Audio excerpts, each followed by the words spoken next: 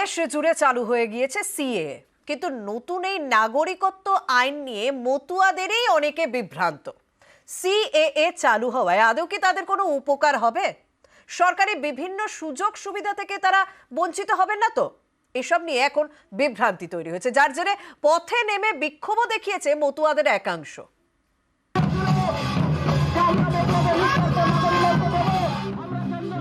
বাংলাদেশ থেকে আসা মতুয়াদের দীর্ঘদিনের দাবি ছিল নাগরিকত্ব। লোকসভা ভোটের মুখে সিএএ কার্যকর হয়েছে, কিন্তু তারপরেও বেশ কিছু প্রশ্নে সংশয় মতুয়ারা। এতদিন ধরে শুনে আসছিলাম যে একটা ফাটা কাগজও প্রয়োজন হবে না, কিন্তু এখন দেখছি কাগজপত্র আইনে দেখছি লাগবে। তাহলে আমরা তো নিজেরাই বুঝতে পারছি না যে এই নাগরিকত্ব আমাদের মতুয়াদের কি লাভ হবে, কি ক্ষতি হবে, এবং এই প্রান্তিক মানুষগুলো তারাও কতজন কাগজপত্র বোঝেন, তাদেরকে তো বিভিন্ন সময় আমরা মতুয়ারা যা বোঝাই সেটাই তারা বোঝেন। 11ই মার্চ দেশ জুড়ে চালু হয় সিএএ। এটা ঘোষণা হতেই মতুয়াগড় ঠাকুরনগর উচ্ছ্বাসে মেতে ওঠে। এখন সেই ঠাকুরনগরেই অনেকের গলায় অন্য সুর। বিশাল আনন্দ হয়েছিল। হ্যাঁ, 9খানা কাগজ কী করে তারা জোগাড় করবে, কী করে তার বাবার জন্ম সার্টিফিকেট দেবে, কী করে বর্ডারে এসেছিল তার বর্ডারে কোনো স্লিপ টিপ আছে কি না, এই সমস্ত কাগজপত্র কী করে তারা জোগাড় করে বলুন তো, সম্ভব? মতুয়াদের অনেকের দাবি এক কাপড়ে তাদের ভিটে ছাড়তে হয়েছে। তাদের কাছে পুরনো নথি থাকবে কিভাবে? অথচ সিএএতে নানা নথি চাওয়া হচ্ছে। এর বিরোধিতায় শনিবার বনগাঁয় বিক্ষোভ দেখায় মতুয়াদের একাংশ। তাদের দাবি নিঃশর্তে নাগরিকত্ব দিতে হবে।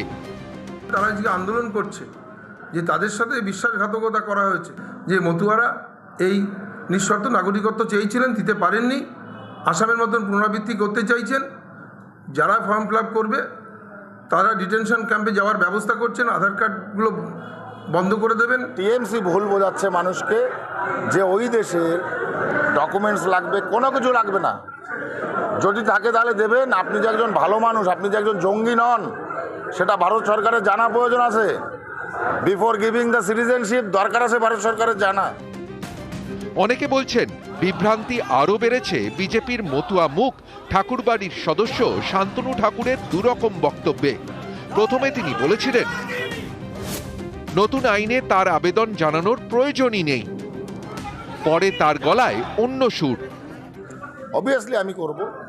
আমার যদিও না করলেও কিছু হবে না, ঠাকুরদাদার নিজের সিটিজেনশিপ কার্ড আছে। এই যে অযৌক্তিক কথা বলছে তৃণমূল এবং তার যে সুপ্রিমো, আমি সিটিজেনশিপ অ্যাপ্লাই করব, তাতে দেখি আমার কোনো কিছু বাদ হয়ে যায় কিনা।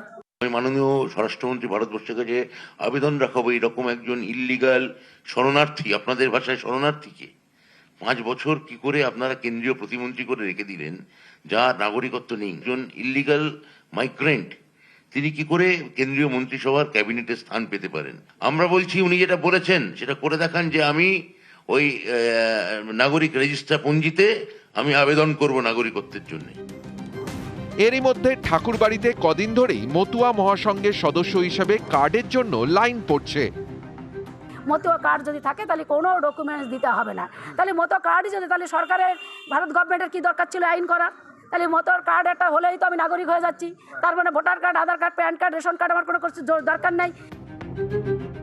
নিউজ 18 বাংলা। এদিকে সিএএ চালু হওয়ার পর থেকেই চুঁচুড়ার বৈরাগী দম্পতির মনে কি হয় ভাব। কারণ এদেশে তারা প্রায় 10 বছর